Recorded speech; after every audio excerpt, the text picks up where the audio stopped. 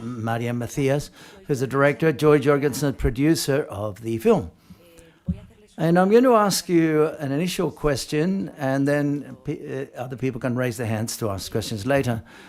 Perhaps the first question I would like to ask you is a bit specific, but it's true that practically from the first frame, when one sees the film, one is very impressed by how the landscape is being filmed and how you filmed the landscape vis-a-vis the characters as well, who are oppressed or freed by the landscape. The landscape plays a narrative role, it seems. I would like to ask you about that issue. Thank you. The landscape does play a huge role in this film. It's almost impossible to ignore. When you live in these areas, particularly in the rural Midwest, landscape dictates so much of the behavior.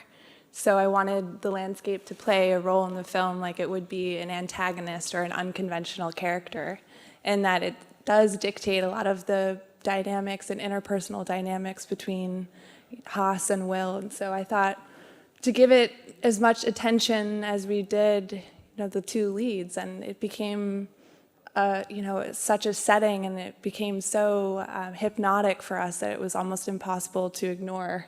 So yes, it does play a huge role in the film, and I'm glad that it also resonates with people in the audience. Hi there. Hi. I wanted to ask about a couple of scenes I've seen in which I see a bunch of really creepy villagers show up in the corner of the frame and tell how they are seeing the situation. Yeah. So that's a very specific resource. I would like to know more about it. Like, why do you choose to tell part of the story like that? Yeah.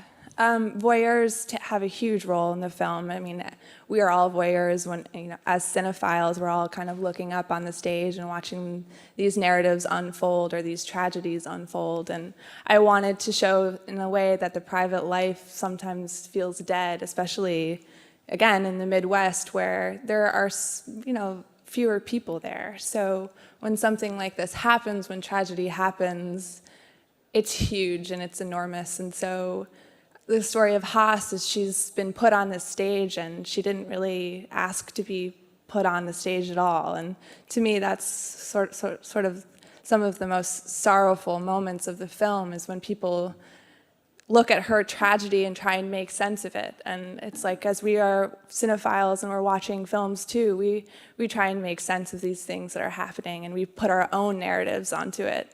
And so that's what's happening in the film with the characters, with the voyeurs. It's like, there's some of these lines like, the group of women at the end, there's two shots. I call them the chorus shots, or the Greek chorus shots. They say something like, I can't imagine what it would be like to be alone, And it's sort of them imposing their own fear onto this young woman. So I thought, hey, this might be kind of necessary to explore in the film.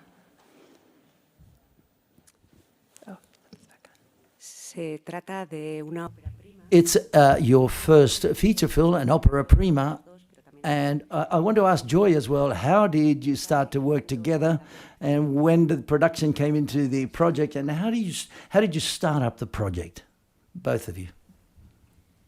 I feel so grateful to get to work with MARIAN, because she's everything you want in a director, and that she's creatively rigorous and collaboratively generous. And we've been working together on other projects in different roles for almost a decade. And so when Runner started almost 5 years ago, we embarked on this in a way that very much together, and I feel grateful that she invited me in for it, because it's been such a beautiful experience to make such a piece of art and such a rigorous and creatively dynamic testament to this landscape and the people and her writing. Yeah, and I'd like to emphasize that the film was made by a small group of hands. It was a very small crew of people. Some of us went to graduate school together, some of us met along the way in Indiana. And so it is about kind of building trust with your collaborators, and Joy has just been such an inspiring person to me as a writer and director, because she's full of so much depth herself, and she's got so many amazing ideas, and she just executes things like with so much ease. So I think it is just choosing your collaborators wisely, especially if you're working small, which is what we did with this film. Hello. I have more questions. I have all the questions. Do we know what happens to the girl after the end of the movie? She's in such a horrible situation. She's by herself, completely in debt. Do you have any idea? Or I think that the most important thing is that she leaves, and that's what happens. It's like, relativity is such an interesting space for me too. It's to her, to us, it might feel kind of like a small thing. Yeah, she leaves her house, she leaves her town, but in these places, it actually feels very enormous. Leaving this life behind or leaving your histories behind. That's what she does here. She just sort of leaves her history. She essentially, lets the house fall to ruin. And that, to me, is just enough, or that's enormous enough, especially since these things are just relative to the place that she's from.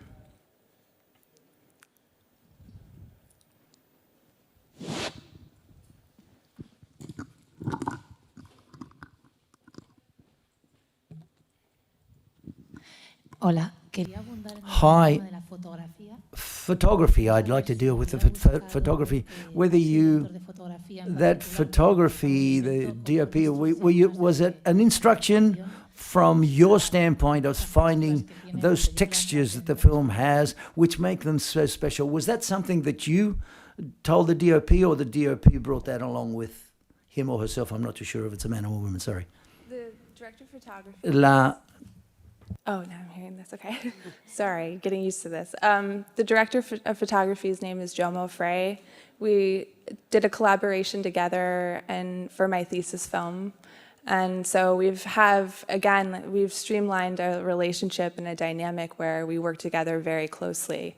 And so he is such a talented collaborator, and again, a well of ideas. And so he brought with him his own, ideas and histories and things, and I brought mine as well. And I had written a lot of the film ahead of time. The script is, again, very minimal, and it's very, as you guys know, that there isn't a lot of dialogue in the film, but the script ended up being around 70 pages, so most of the shots had been written to a T. So the images ahead of time were built in my head, and some of it was changed a little with the locations and things like that, but for the most part, it was pre-imagined, and it was maybe a little bit of a pain for some of the crew because we had to find them. We had to find this house, and it didn't exist before, and Joy and I drove up the Mississippi River, just to see if we could find it, and we found it pretty much at the 11th hour. And I have a background in fine art. I studied it in my undergrad, and I also just grew up going to museums too. So I have a little bit of a background or a knowledge of painting and photography. So that also had a huge role in it. And there's that classic Christina's World shot, if you guys know it. But we had we had picked that shot, we had picked that house, and I peeled off to the side and was just kind of looking around at the house, seeing like what could be kind of exciting. And then I went down a hill and I looked back up at the house and I was like, oh gosh, that looks so much like that painting. And so we're like, Jomo and I were like, well, we gotta put the camera there, obviously. And it's an ode to that painting in a way too. And that's just from the production side, it's such a pleasure to work with a director who sees it so specifically beforehand, because then the goal of the team is to then be able to take these crystal clear images that you've had in your head and that you've collaborated on with Jomo and just discover them out in the world. And we were thankfully we had an amazing team in Indiana, and we brought them out of your head, and I'm so glad to be able to show them here in Spain. But also really a lot of credit to Joy, because we got in her old Honda Accord, her old beater of a car. 1992 Honda Accord, and drove up the Mississippi color of River. champagne. And we just drove up the Mississippi River, and she was there for it 100%. So it is, you find the people who get their kicks, the same kicks as you do, and you just have fun with it. And we ended up just having so much fun with this film in a lot of ways, despite sort of the sorrowful content. When you have your questions, please raise your hand. And I see in the front row.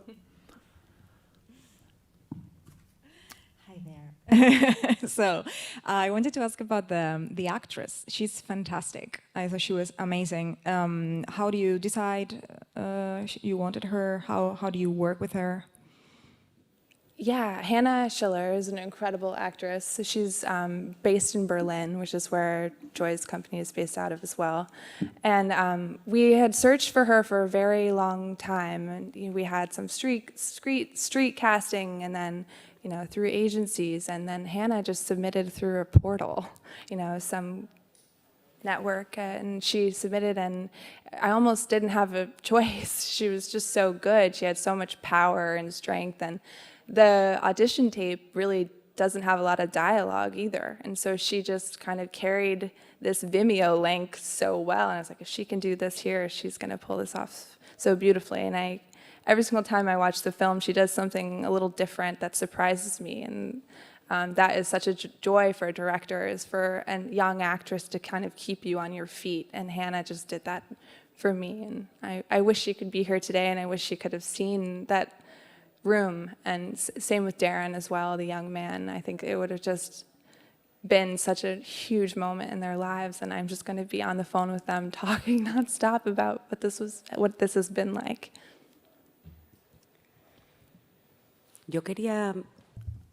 Yes, I would like to ask you about the writing of the script, because it's a very poetic film, but it's also a minimalist film, and quite a bit of stigma in its narrative also. And what are the writing codes that you used in writing the script? Yeah.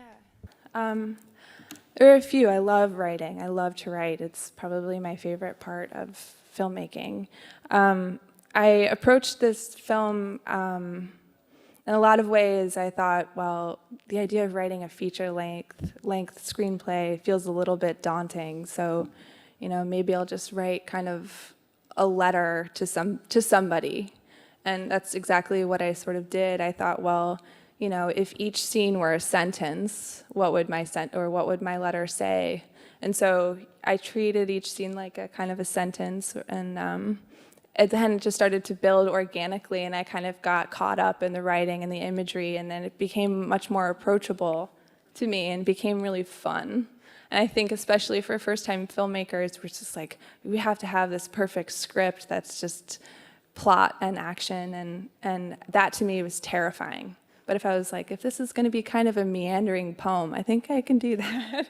And I ended up just having so much fun writing it. And it was almost, I know this can be sometimes, people can fall on different sides of this, but for me it was very cathartic to write it. And it was a little bit of a well for me. I just started to understand myself and my relationships, and I just kept wanting to pull from this well and keep writing it. And so that's what Runner ended up being, So hopefully it resonates with some people, but if anything, I feel like I've grown in the process. Hola. Yes, hi. You talked before about pictorial references, and when some of us colleagues, we talked about Edward Hopper, for example, as a possible reference when we left the film, because of the landscape and so on, and the architecture of the houses. Well, I would like for you to talk about the possible references, cinematographic, that you have in the film, perhaps, because we've talked with my colleagues about Badlands, those films by Terrence Malick, which we thought were also on the screen, in the spirit, shall we say, of your film. It's funny, the Hopper reference has come a couple of times, but I see it now when I watch the film, but I didn't actually think of him before. But I love Hopper's work, and it's incredibly humbling to, have that comparison. And same with Malick, too.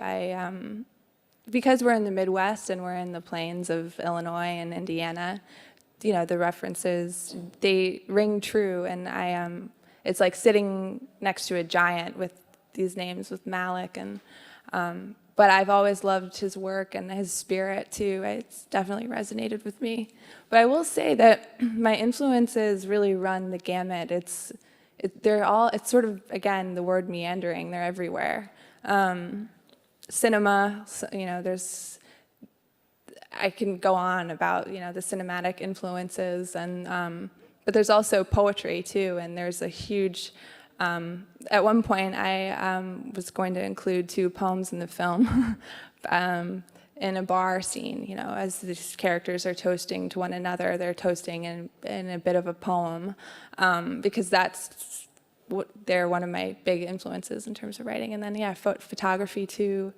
Trying to think of specific photographers, but they're escaping me at the moment. But it runs the gamut, for sure. Wyeth, too.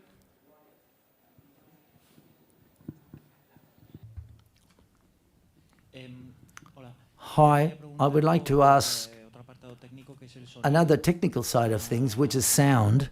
That is, how was this treated on? Because in interiors, for example, that drew my attention, how the sound of the creaking of the stairs and the floorboards, special emphasis was placed on this, because it conveyed a lot to me at that time when I was listening to it on the screen. Thank you.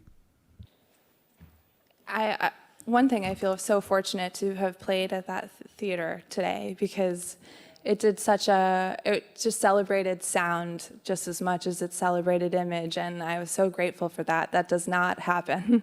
And so I had a completely different experience today, and one that I'm incredibly grateful for, because I think I listened to the film more than I even watched it today. But sound was a huge part of the film and writing it, and we took a couple of weeks doing the sound design, and we worked with a really talented designer based out of Brooklyn, and we got down to every detail of things, you know, the sound of her dress blowing and wanting to punch that up. Or one of my favorite sound cues, there's 2, but one of my favorite sound cues is when they're running in the rain, and they're running toward the house with the bike, and they drop it, and the young man Will just spins in the cornfield. You know, he's happy, he twirls, and we're just like, we got to get the coat. You know, we got to get the sound of the coat. So yeah, there is so much sound in it, and I said this the other night, but it's sort of like an ASMR movie where the soundscape, you could almost close your eyes and listen to it too. And I think that I should have probably done that today to see if we pulled it off. But. The sound details are so helpful when you're in this space, because the poetry of Marian's writing is in the details, and working with Eli, the collaboration between Eli, Marian, and Parawan, who did the composing for the film, highlighted these tiny details that have been represented in the script and then get shown and pointed to in the soundscape. That was another really joy of the film, was working with Parawan. He's such a talented composer, and I basically said very loosely, let's hear the sound of a bike on gravel in the score, and let's hear, I'm trying to think of the other, like the creak of the house, or the horn that is in the boat, It's like, and she's like, okay, horn, and he just sort of made this really elegant score that just sort of is such an organic departure from the actual sounds of the film.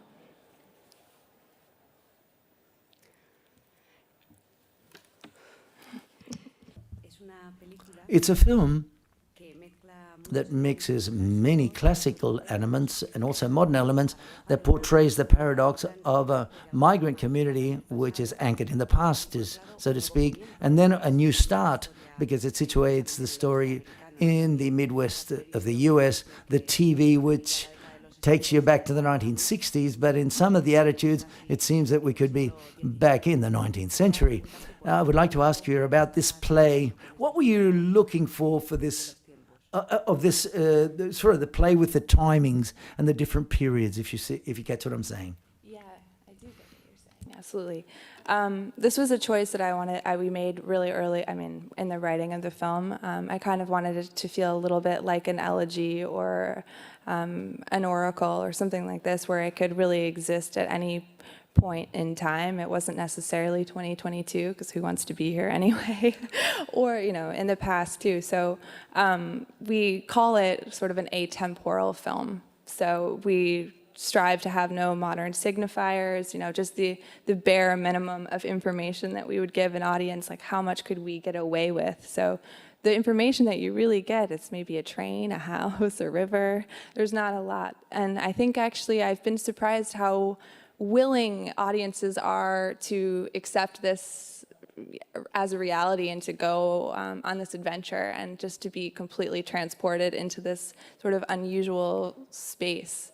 And the last thing I will say is the original intention for that is in a lot of these small towns in the Midwest, it feels a little stuck in time.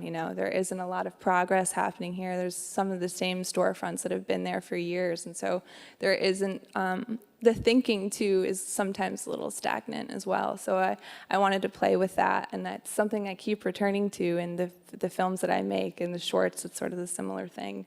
I don't know why, but I just get my kicks from it. So that's a big part of it. Hi again. I would like to ask you about the weather in the film. Did you seek the fact that it's always cloudy, always raining, or was just a coincidence, whether that influenced the shooting of the film or not?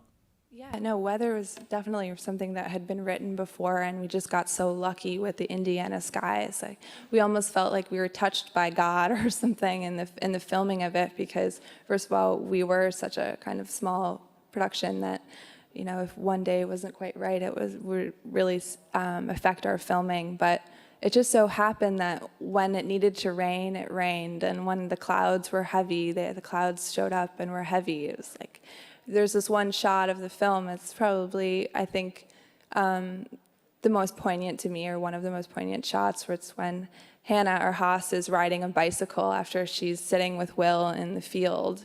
And she's on the bike, and she's feeling kind of alive from meeting him. And the sun starts to shine on her face for a second. And Hannah, just being such the brilliant and present performer that she is, she's just biking, and she feels the sun on her cheek, and she leans into it for a second, and you feel that joy. And then all of a sudden she keeps biking, and the sun goes behind a cloud, and again she's just in darkness. So I just was like struck by some hand of God or something. But Joy can probably speak to that too in terms of... We kept the production really modular, so we had a few days that we would set up that could be interchanged based on when the weather came. And this was a testament to the crew's ability to stay pliable and stay flexible. So we would, all get, at the end of a shooting day, we would all come together, and the heads of department and producers and actors would come together, and we would say, okay, I know this is what was on for tomorrow, but we have sun, and we hate sun. So we're going to switch, we're going to go interior, we're going to do our best to change everything around, which is extremely hard when you're working with the equipment and team and vehicles. And even though we're a very tight group, that was the way we could make the most of these sky blessings that we got, was to stay so modular.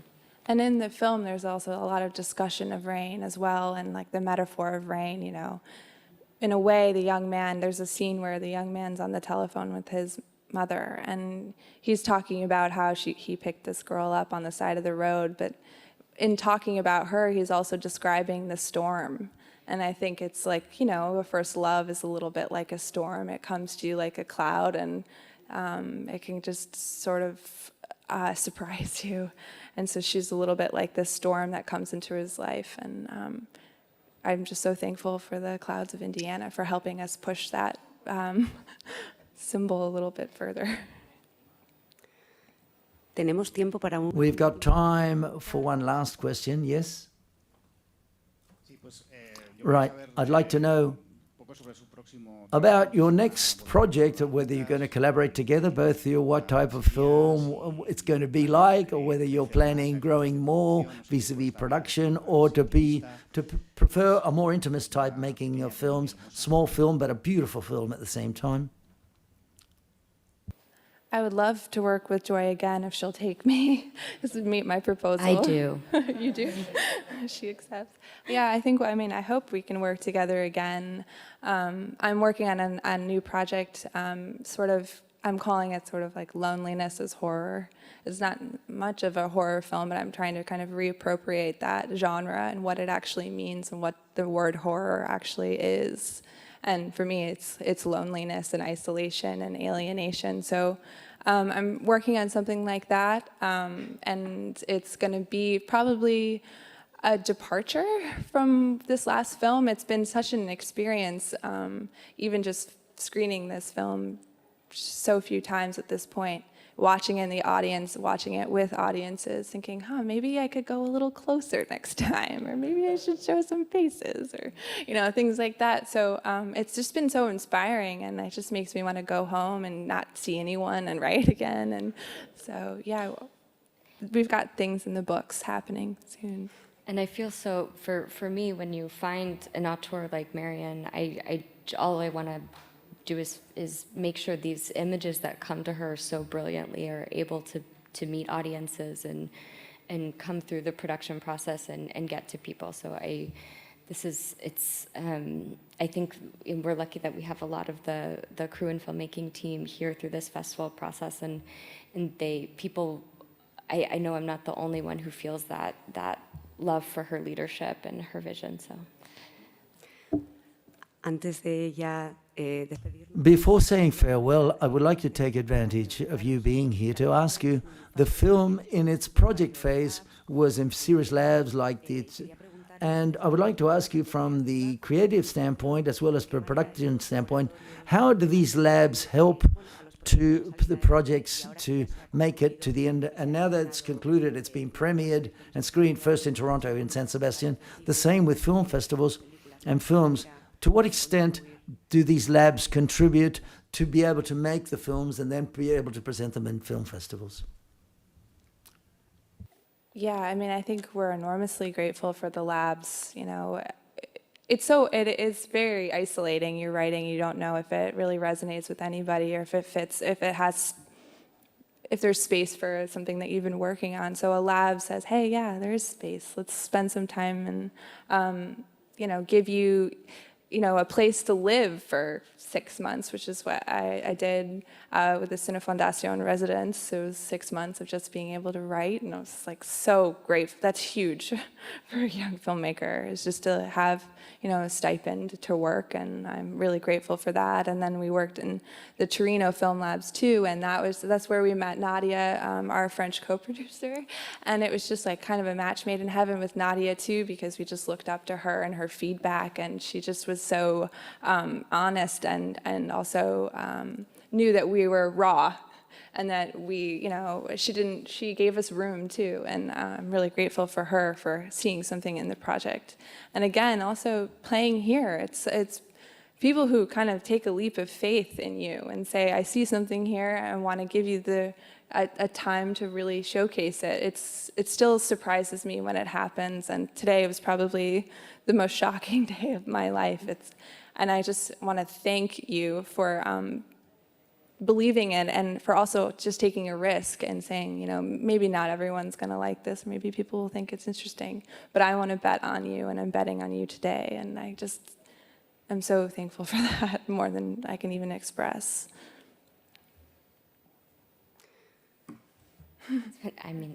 That's such a lovely note to end on. I'll just say thank you so much too, and thank you to these labs. We met actually, when I think about it, we met all of our major collaborators through that. We met Pegasus Pictures team through that. We met Heretic, our sales agent, through that. We met the Easy Writers team through that. So if anybody has first features or is in that process and finds this somehow applied, these programs, because they do create that space and give you a trajectory to end up having an experience like this. Yeah.